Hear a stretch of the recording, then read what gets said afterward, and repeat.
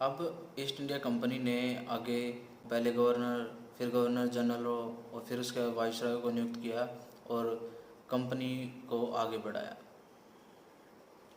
Robert Clive 1767 ईस्वी में England लौट गया। इसके बाद वॉरलेस्टे को गवर्नर बनाया गया 1767 से 1769 तक।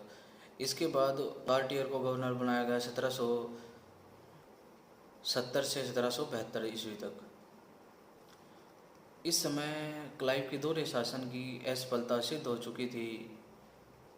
भ्रष्टाचार बढ़ गया था। कंपनी के निजी व्यापारियों ने अपना निजी व्यापार शुरू कर दिया था कंपनी के व्यापार के अलावा। इसके बाद 1772 ईस्वी में वारेन हेस्टिंग को गवर्नर बनाया गया। इसने इन सभी कमियों को दूर किया। वारेन हेस्टिंग का कार्यकाल 1772 से 1785 ईस्वी तक रहा। सबसे पहले वारेन हेस्टिंग ने क्लाइव के दोहरे शासन को बंद किया। यह पूरी तरह से विफल हो चुका था। फिर इसने जो भी खजाना था उसको मुर्शिदाबाद से हटाकर कलकत्ता ले आया। अब ये पूरी तरह से अंग्रेज़ों के नियंत्रण में था।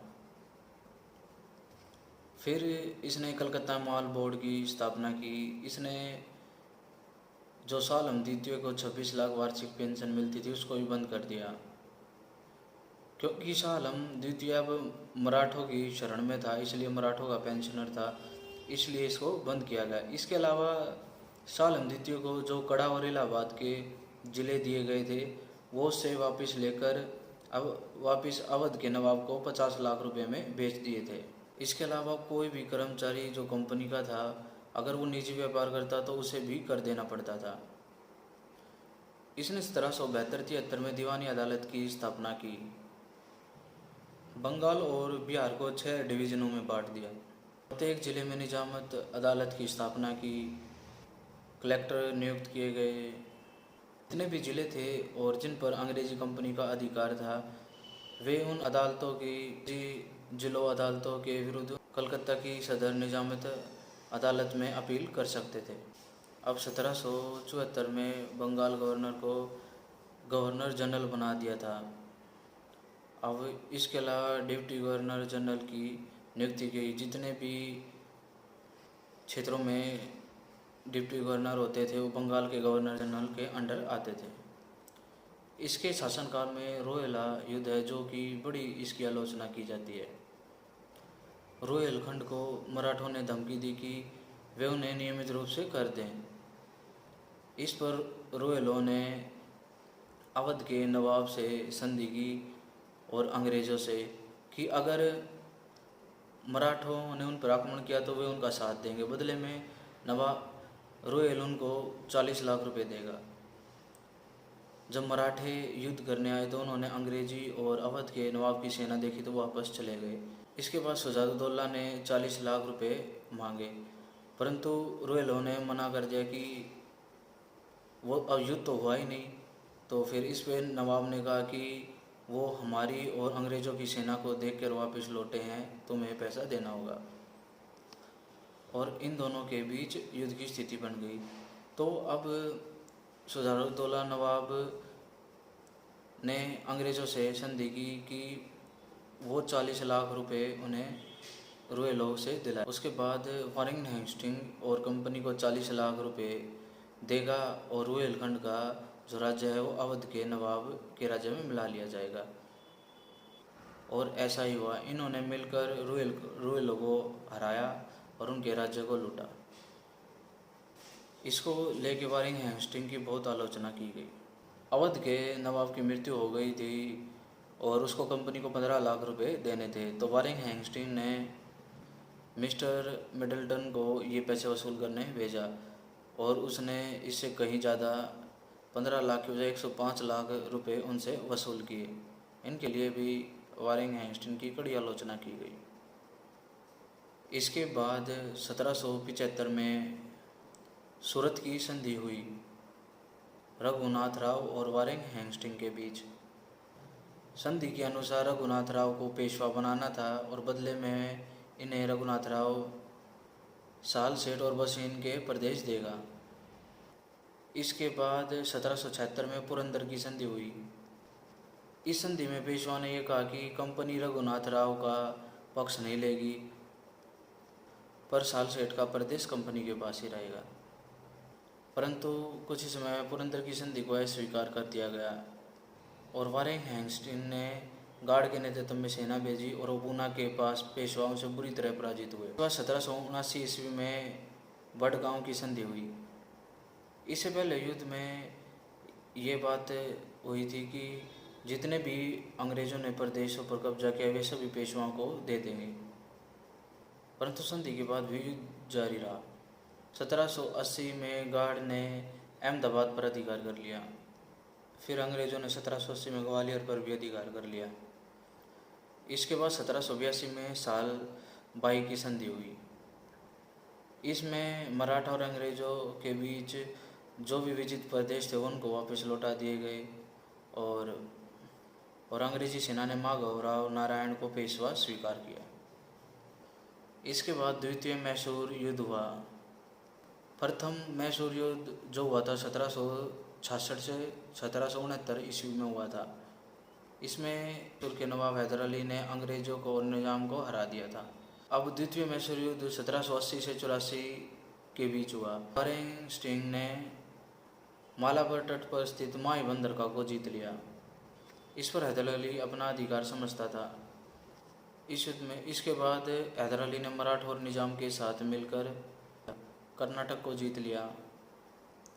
अंग्रेज हेक्टर मुन्नो की सेना को पराजित किया। इसके बाद कलकत्ता से भेजी गई सेना सर एयरपोर्ट के नेतृत्व में इसने हैदर अली को पराजित किया और 1784 में मंगलौर की संधि के तहत, क्योंकि हैदर अली मर गया था, इसके पुत्र टीपू सुल्तान और अंग्रेज़ों के बीच जितने भी विजित प्रदेश थे उनको एक दूसरे को वापस दे दिया। इसके बाद वारेन हेस्टिंग्स 1784 में पिट्स इंडिया एक्ट के तहत उसने इस्तीफा दे दिया और उसके बाद वो लंदन लौट गया। हेस्टिंग्स के काल में 1778 में विल्किंस जोन्स ने एशियाटिक सोसाइटी ऑफ बंगाल की स्थापना की थी। इसने गीता का अनुवाद भी इंग्लिश में किया। फिर 1786 से 93 में लॉर्ड कॉर्नवालिस का कार्यकाल आया। इसने 1787 ईस्वी में कलेक्टरों को दीवानी अदालत के न्यायाधीश नियुक्त कर दिया। इसके अलावा जिला फौजदारी अदालत को ख़त्म कर दिया। इसके अलावा इसने स्थायी बंदोबस्त लागू कर दिया। 1/3 भाग जमींदारों का कर या अनाज का कंपनी के पास रहेगा। 1793 ईस्वी में सिविल सेवा का प्रारंभ इसी ने किया था। इसके काल में 1790 से 92 में तीसरा मैसूर युद्ध लड़ा गया। इसमें टीपू सुल्तान को हराया गया और श्रीरंगपट्टनम की संधि 1792 ईस्वी में की गई। इसमें टीपू से 3 करोड़ रुपए वसूल किए गए और उसका आधा राज्य कंपनी को मिला। इसके अलावा न्यायपद जिला जज का प्रारंभ भी किया। इसने न्याय और कर दोनों के प्रशासन को अलग अलग किया। इसके बाद 1793 से 1798 ईस्वी में जॉन शोर गवर्नर जनरल बनकर आया। इसने हस्तक्षेप नीति अपनाई। इसका कार्यकाल ज़्यादातर शांतिपूर्ण ही रहा। इसने राजस्व मंडल के अध्यक्ष की महत्वपूर्ण भूमिका निभाई। इसके बाद लॉर्ड वेलेस्ली का शासनकाल आया 1798 से 1805 ईस्वी तक। इसने सहायक संधि की 1798 में शुरुआत की और निज़ाम के साथ प्रथम सहायक संधि की। इसके शासनकाल में 1799 में चौथा मैसूर युद्ध हुआ। इसमें अंग्रेज जीत गए और टीपू सुल्तान को फांसी दे दी गई। इसने प्रेस पर भी प्रतिबंध लगाया। इसके अलावा 1805 में फोर्ट विलियम की भी स्थापना की। इसके काल में ज़्यादातर राज्यों को कंपनी में मिला लिया गया। हैदराबाद 1798 में से 1800 तक पूरी तरह से कंपनी में मिला लिया गया। मैसूर 1799 में, तंजौर पर भी 1799 में कब्जा कर लिया गया। अवध पर नवंबर 1801 में, पेशवा को हराकर 1801 में उनके राज्यों पर कब्जा कर लिया। बरार के भोसले को 1803 में हराकर उनके राज्यों पर कब्जा। फिर सिंधिया को फरवरी 1804 में और कंपनी के अधीन इनके राज्यों को कर लिया गया। इसने तंजौर और कर्नाटक के राज्यों का संयोजन करके मद्रास प्रेसिडेंसी की स्थापना की। इसे बंगाल टाइगर के नाम से भी जाना जाता है। लॉर्ड वेलेस्ली ने सब्सिडी प्रणाली की भी शुरुआत की थी। इसके बाद जॉर्ज बारलो 1805 से 1807 ईस्वी तक गवर्नर जनरल बन के आया। इसके काल में 1806 में वेलोर सिपाही विद्रोह हुआ। होलकर के साथ 1805 में रायपुर घाट की संधि और द्वितीय मराठा युद्ध का अंत किया। जैसा मैंने बताया कि 1806 में इसके काल में वेलोर विद्रोह हुआ था। इसने सिपाहियों को कहा कि वे विशेष प्रकार की पगड़ी बांधे मूछें रखें, तो इस पर सिपाहियों ने अपने धर्म के विरुद्ध समझा और विद्रोह कर दिया। इस पर कंपनी ने इसे वापस इंग्लैंड बुला लिया। इसके बाद लॉर्ड मिंटो का शासनकाल आता है 1807 से 1813 ईस्वी तक। इसके शासनकाल में अमीर खां का बरार में विद्रोह हुआ। उसने सब्सिडी सिस्टम अपनाने से मना कर दिया। इस पर मिंटो ने उस पर आक्रमण कर दिया और उसको हरा दिया गया। इसके अलावा इसने जावा में अपनी एक सेना भेजी और वहाँ फ्रेंचों को हराकर और डचों को वहाँ के क्षेत्रों पर अधिकार कर लिया। इसके अलावा 1813 ईस्वी में इसके शासनकाल में चार्टर अधिनियम लागू किया गया। इसमें कंपनी के कार्यकाल को 20 वर्ष के लिए आगे बढ़ा दिया गया। इसके अलावा 1809 ईस्वी में रणजीत सिंह के साथ अमृतसर की संधि की। मेलकम को ईरान तथा एल्फिंस्टीन को काबुल भेजा गया, क्योंकि इस समय रूस के आक्रमण और फ्रांस के आक्रमण का डर कंपनी को था। कभी भी अफगानिस्तान के साथ संधि करके इंडिया पर हमला न कर दें। इसके बाद लॉर्ड हेस्टिंग का शासनकाल आया 1813 से 1823 ईस्वी तक।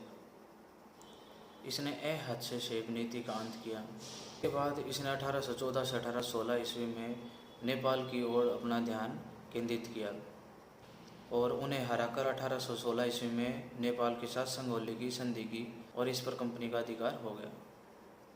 इसके बाद इसने पिंडारियों पर दमन किया, क्योंकि वो राज्य में चलते नागरिकों को लूटते थे, अंग्रेजों की ट्रेनों को लूट लेते थे, बार बार हस्तक्षेप उत्पन्न कर रहे थे। तो इस पर वारेन हेस्टिंग ने उनको पूरी तरह से पराजित किया। 1816 में अप्पा साहब और अंग्रेज़ों के बीच नागपुर की संधि हुई। फिर 1817 में पूना की संधि अंग्रेज़ों और पेशवा के बीच। इसके बाद 1818 में तीसरे मराठा युद्ध में अंग्रेज़ विजयी रहे और उसने पेशवा को हदी से हटाकर उसे पेंशन पर बिठूर भेज दिया। इसके बाद 1818 में होलकर और अंग्रेज़ों के बीच मंदसौर की संधि हुई। फिर 1822 ईस्वी में बंगाल काश्तकारी अधिनियम लागू किया गया रेत पर अधिकार रखने के लिए। हेस्टिंग ने 28 युद्ध लड़े और 160 दुर्ग जीते। 1818 में मंदसौर की जो संधि होलकर और इसके बीच हुई थी, इसके बाद नर्मदा के पार के सभी प्रदेश कंपनी को दे दिए थे। मंदसौर की संधि के तहत इसने बम्बई प्रेसिडेंसी का सृजन किया। इसके काल में महलवारी व्यवस्था उत्तर पश्चिम प्रांतों में लागू की गई। इसके बाद लॉर्ड एमहर्ट 1823 से 1828 ईस्वी तक। बर्मा पर आक्रमण 1824 में इसके शासनकाल में किया गया और 26 वर्ष पर कंपनी के अधीन करके उससे यादव की संधि की। 1827 में मुगल बादशाह अकबर द्वितीय ने इसे समानता का दर्जा दिया। भरतपुर के राजा की मृत्यु के पश्चात वहाँ उत्तराधिकारी झगड़ा शुरू हो गया था गद्दी के लिए, तो 1826 में भरतपुर पर अधिकार कर लिया।